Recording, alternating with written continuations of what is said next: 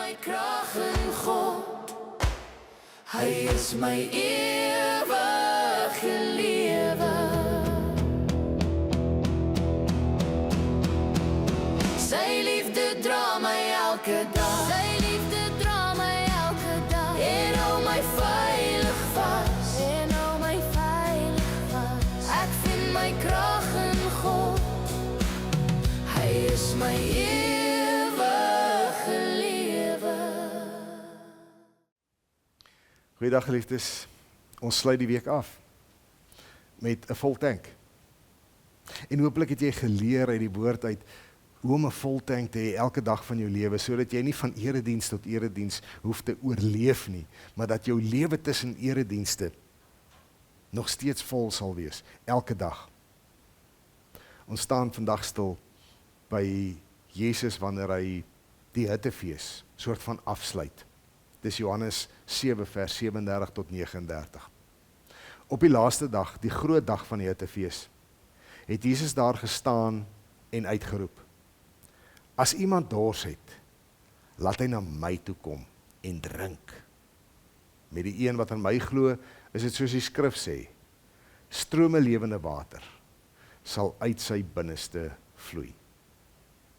Hiermee het hy na die Gees verwys, want die mense wat tot geloof in hom kom, sou die Gees ontvang. Die Gees was nog nie uitgestort nie, omdat Jesus toe nog nie verheerlik was nie.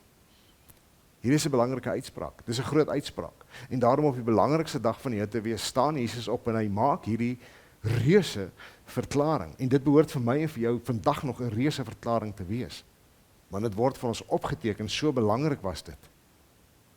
Dis die hoogtepunt van die fees, en hierdie verklaring van hom het twee gedeeltes. Die eerste een is, as iemand dors het, laat hy kom en drink.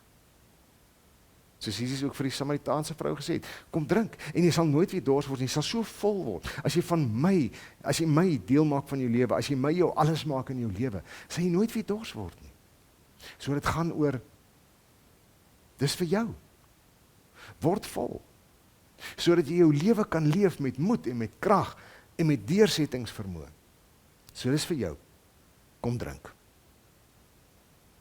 Maar hier is 'n tweede gedeelte wat hy sê, wat ons so maklik miskyk. En hierin lê een van die grootste geheime van 'n vol tank. Hy sê, met die een wat in my glo, is dit soos die skrif sê, strome lewende water sal uit sy binneste vloei. Dis nie net vir jou nie, dis ook vir ander. Wanneer strome lewende water uit jou binneste vloei, baat ander by jou, baat ander by jou geestestoestand, baat ander by jou emosionele toestand, baat ander by elke woord wat jy sê, elke ding wat jy doen. Dit bring lewe, dit bring verfrissing, dit les dors, dit bring hoop. En dit is waaroor 'n vol tank gaan. Op die uiteinde sê Jesus, sal dit by ander uitkom. So dit gaan nie net oor jou nie. Ja, ek beloof jou, ek sal lewende water in jou binneste instort. Maar dan moet jy sorg dat dit uitloop. Want daarin lê 'n vol tank. 'n Vriend van my het jare terug vir my 'n baie belangrike les geleer. Hy het net eendag vir my gesê, jy kan nie ontvang met 'n toehand nie. En ek verstaan presies wat hy sê. As die hand oop is om te gee, kan dit soveel meer ontvang.